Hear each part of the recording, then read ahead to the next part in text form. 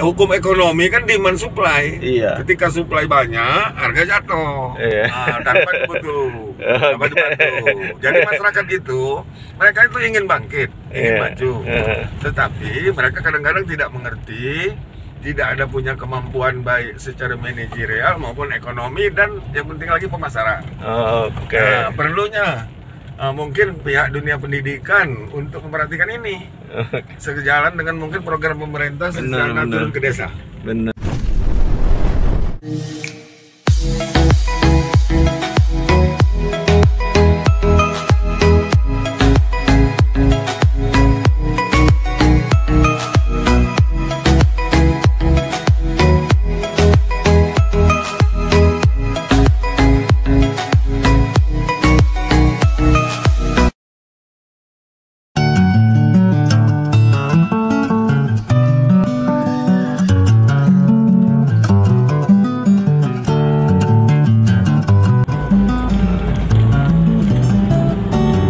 Jadi kalau Pak Camat udah lama ya ngejabat di situ di apa? Iya. Udah lama ya. Itu sebagian wilayah dari 26 desa itu separuhnya desa eks-transmigrasi. Oh, ada saya itu. Dengan nama-nama Jawa, Sidomulyo, Tirtomulyo, Di Banyuasin itu di ya. Banyuasin. Tepatnya kalau sekarang sudah pemekaran Kecamatan Air Kumbang. Air Kumbang. Itu Ya. semua orang Jawa ada ya. Yang desa penduduk aslinya paling per desa dari 17 desa. Oh, budayanya masih mempertahankan Jawa gitu ya. Mereka budaya nikah, perkawinan Jawa, pakai wayang, terus tuh udah lumping, Ya. bahasanya Jawa, makannya Jawa, kadesnya Jawa, carinya Jawa. Oh, gitu. Kayak kalau di Banyuasin tuh harus orang Jawa yang minimal menggandeng ya orang Jawa ya. Baru bisa. Kurang lebih ya, setiap siapapun yang ingin mungkin caleg gitu, ataupun pilkada yang memerlukan dukungan suara dari para pemilih saudara kita dari Jawa. Oh gitu. Jadi itu sebagai kekuatan politik juga ya. Bisa jadi karena hampir 60% penduduk Kabupaten Banyuasin itu adalah saudara kita dari Jawa.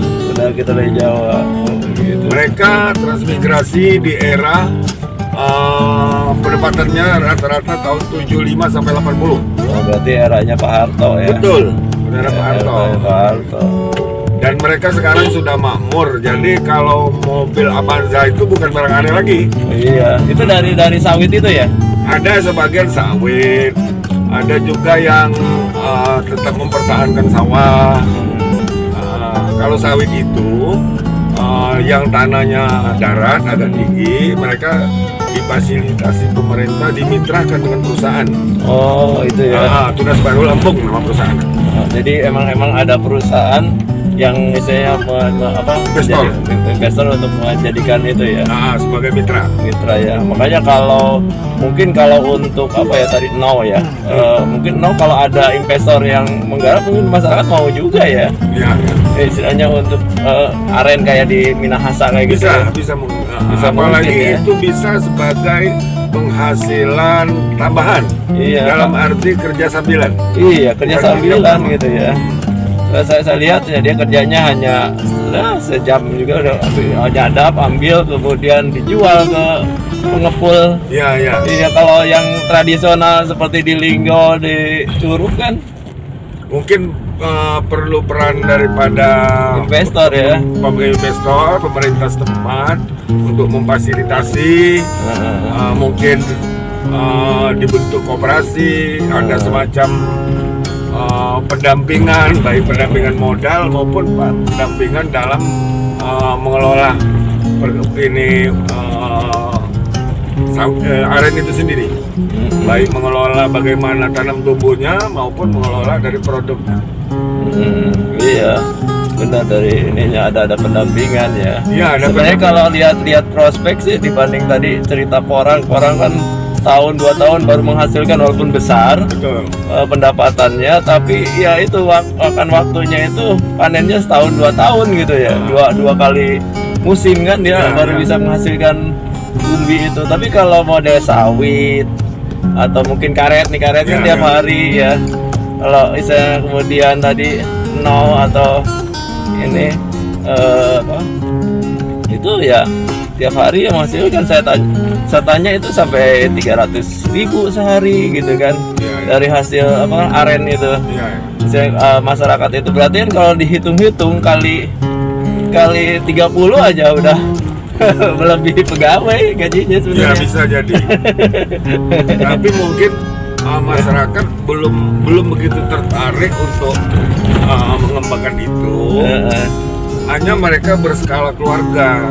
Artinya perlu peran daripada pemerintah tadi. Kalau mereka membuka lahan ibarat 10 hektar, hasilnya mau dijual kemana? Iya, gitu. Betul. Itu tuh yang ini. Jadi akhirnya mereka memproduksi sendiri. Ya kalau dilihat untuk kebutuhan di lingkungannya. Iya, di lingkungan, dan dijual ya ke pasar langsung. Tapi ya saya lihat dari situ aja dia lumayan gitu. Kalau apalagi kalau di sini kan banyak kayu bakar gitu ya. Terus sebenarnya kalau ditambah dengan aren lebih ini lagi sebenarnya pendapatannya. Iya. Kan banyak kayu bakar. Kalau di Linggo kan karena atau di Curug ya banyak sayuran, jadi kayu bakar agak sedikit gitu. Kalau di sini kan banyak di sini dahan-dahan daripada karet atau kelapa sawit kering itu bisa. Iya, padahal itu jadi sumber pendapatan lain gitu selain yang ada ini gitu ya. Dan namanya no itu kan atau mungkin ini saya setuju dengan dulu ada program sarjana turun ke desa. Iya benar. Jadi mereka ini adalah kaum intelektual yang mengerti manajemen gitu kan, untuk mendampingi, membantu masyarakat ini untuk mengelola ini tanaman pohon enau ini supaya bisa menjadi penghasilan tambahan bagi keluarga tanpa mengurangi pekerjaan intinya. Karet atau sawit. Padahal namanya pohon aren tadi kan bisa ditanam di tempat rimbun seperti ini sebenarnya.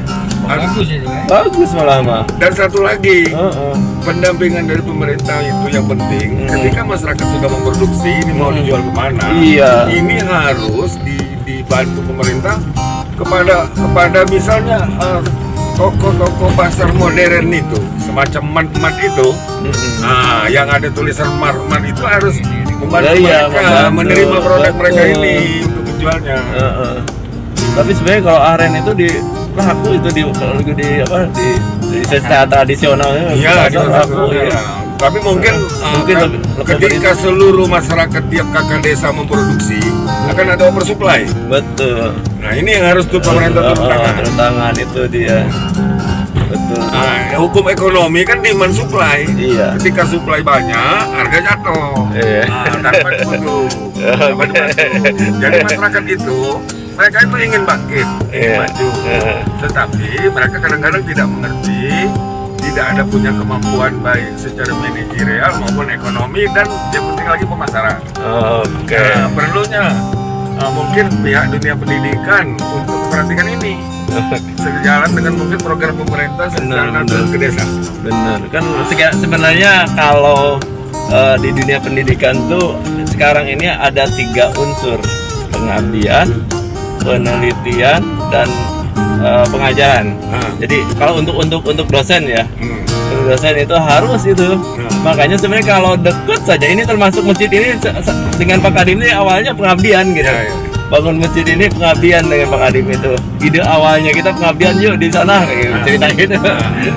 Jadi dalam artian itu kewajiban untuk menaikkan jabatan fungsional. Model Pak Kadim kan ingin jadi profesor segala. Intinya kan pengabdiannya ada. Nah itu seperti itu, sebenarnya ada fungsi itu, cuma mungkin belum dilirik saja sama mungkin kalau di Sumatera kan ada di Palembang itu Universitas Sriwijaya ya, mungkin yang di lokal di sini di Muba, Sekayu dan sebagainya itu belum dilirik ke situ gitu sepertinya. Kalau biasanya kalau saya kan di Jakarta memang ada jarak radius untuk pengabdian itu, jarak radius, tapi ya bisa kemungkinan ya pengabdian seperti ini juga tapi tanpa ini tanpa apa ya, tanpa pengajuan gitu ya. Kembali kepada pengabdian dari dunia pendidikan. Sekarang kan era otonomi. Iya. Jadi pemerintah daerah bisa membuat suatu regulasi dengan anggaran kemampuan daerah, bekerja sama dengan perguruan tinggi tertentu, supaya tenaga-tenaga lulusan sesuai dengan keahliannya masing-masing. Membangun itu tidak harus basic ya. Iya. Jadi yang secara agama membangun bidang akhlak, betul. Yang teknik, terutama teknik pertanian. Teknik pertanian itu harus itu. Membantu masyarakat untuk membidayakan orang tadi. Yang ahli ekonomi membantu bagaimana manajemennya, pemasarannya, contohnya ininya. Benar itu. Nah, kalau memang ini bisa terwujud di tahun kemerdekaan 76 ini, semuanya di Indonesia tumbuh, Indonesia tangguh, itu insya Allah akan terwujud. Amin. Amin. Wah, mantap sekali nih. Kalau berbicara sama Pak Camat ini. Pak Camat Rantau Bayur ya, betul ya? Kalau Bapak itu Rantau Bayur betul ya, di Banyuasin ya? Nah, ini saya bukan ilmuwan, tetapi hanya berdasarkan pengalaman saya. Makasih nih Pak Camat, saya jujur aja saya YouTube masukin ke YouTube ya. Boleh. Pak siapa lupa Pak? Hasanul Haq. Oh, Pak Hasanul Haq ya. Makasih, nanti saya masukin ke YouTube. Ini sebagai inspirasi juga buat mungkin perantau-perantau dari Jawa, mungkin istilahnya bagi ya generasi muda lah. Kita berpikir jangan berpikir hanya ingin bekerja, berpikir itu ya ini peluang nih. Di pertanian itu ya peluang sebenarnya. Sekarang bayangkan aja sehari 300.000, 400.000, kalau bekerja 100.000 gitu. Hanya pekerjaan sampingan. Dan hanya sampingan lagi. Makanya kan peluang buat generasi muda itu jangan berpikir itu saya harus kerja di bank, nggak juga gitu. Bertani itu justru menghasil, kalau benar-benar profesional itu menghasilkan uang yang banyak juga gitu, dan kaya raya gitu. Ya benar nggak Pak Camat ya? Bapak saya petani. Tuh. Oke, sip, makasih.